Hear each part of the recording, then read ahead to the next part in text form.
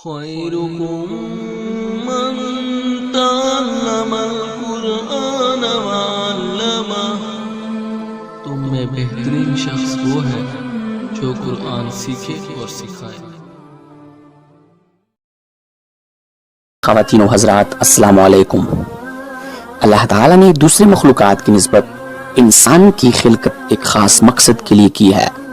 اور انسان کو دوسرے مخلوقات کی نسبت اشرف المخلوقات قرار دیا ہے۔ انسان کو اپنا خلیفہ بنا کر اس دنیا میں بھیجا گیا ہے اور مسجود ملائکہ بنا کر اس دنیا میں انسان کی تخلیق کی گئی ہے۔ انسان کی دوسرے مخلوقات میں ان امتیازات کی خاص وجہ انسان کے اندر پائی جانے والی کچھ نمایاں خواص ہیں جن کے انسان کے اندر پائے جانے پر انسان کو دوسرے مخلوقات کے لیے رول ماڈل بنا دیا گیا ہے۔ ان خواص میں ایک خاصیت انسان کی علمی خاصیت ہے،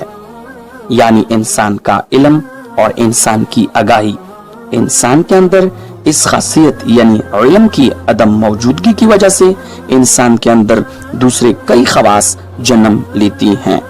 جن کی بنا پر معاشرہ انسان کو جاہل قرار دیتا ہے۔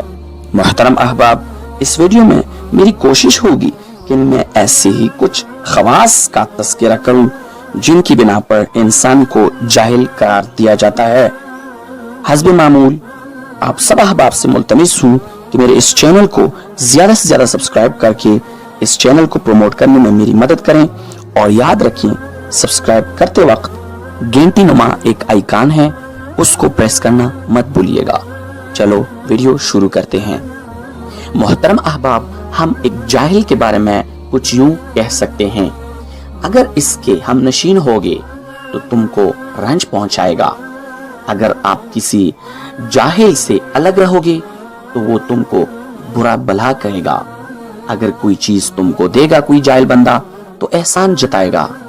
اگر تم اس کو کچھ دو گے تو وہ ناشکری کرے گا، اگر آپ کسی جاہل سے کوئی راز کی بات کہو گے تو وہ اس راز کو فاش کر کے تمہارے ساتھ خیانت کرے گا، اگر کوئی جاہل آپ سے کوئی راز کی بات کرے گا تو افشائے راز کا الزام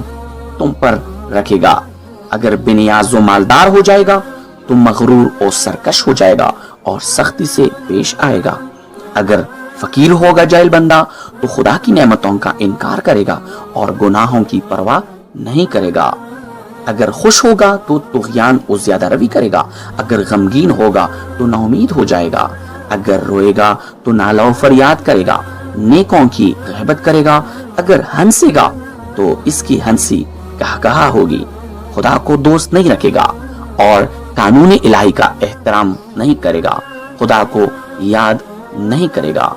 اگر تم اس کو خوش کرو تو تمہاری تعریف کرے گا اور تعریف میں مبالغہ آرائی سے کام لے گا، یعنی جو باتیں تمہارے اندر نہیں پائی جاتی تمہاری نیکیوں کے عنوان سے تم میں گنوائے گا، اگر تم سے ناراض ہو جائے تو ساری تعریفوں کو ختم کر دے گا اور تمہاری طرف ناروا چیزوں کی نسبت دے گا۔